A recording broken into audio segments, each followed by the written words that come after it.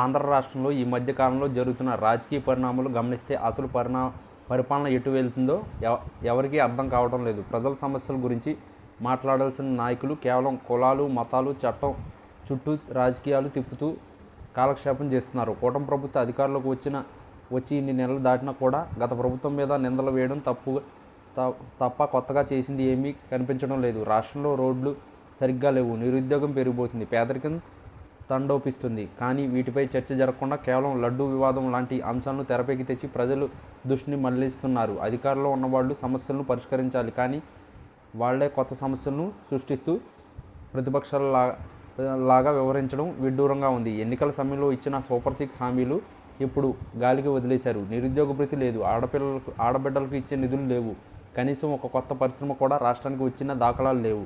రాష్ట్రంలో గతంలో జరిగిన అభివృద్ధిని విధ్వంసం అని పిలవడం సరికాదు. పల్లెల్లో సచివాలయాలు కట్టి రైతులకు భరోసా కేంద్రాలు ఏర్పాటు చేసి స్కూళ్లకు కొత్త హంగులు తెచ్చినప్పుడు అది ప్రజలకు ఎంతో మేలు చేసింది. కానీ ఇప్పుడు ఆ వ్యవస్థలన్నింటినీ నిర్వీర్యం చేస్తున్నారు. విద్య, వైద్య లాంటి కనీస అవసరాలను ప్రైవేట్ పరం చేయడం వల్ల సామాన్య ప్రజలకు తీరని అన్యాయం జరుగుతుంది. పేద పిల్లలకు చదువు చెప్పించడం, ఉచితంగా వైద్యం అందించడం అనేది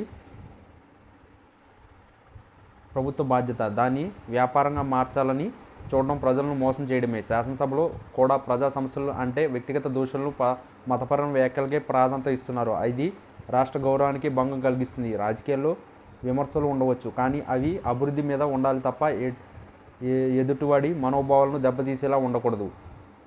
రాష్ట్ర విభజన జరిగి ఇన్ని ఏళ్ళైనా కూడా మనకంటూ ఒక సరైన నగరం లేకపోవడం బాధాకరం. గతంలో రాజధాని గురించి జరిగిన గందరగోళం వల్ల పెట్టుబడులు పెట్టే వాళ్లే వెనుకడుగు వేశారు. ఒక కంపెనీ రాష్ట్రం విడిచి వెళ్తుంటే దాని కారణాలు వెతకాలి తప్ప రాజకీయ బురద జల్లడం వల్ల ఉపయోగం లేదు. ప్రజలు అన్నీ గమనిస్తున్నారు. ఇప్పుడంతా డిజిటల్ యుగం కాబట్టి ఎవరు ఏం చేస్తున్నారో అందరికీ తెలుస్తుంది.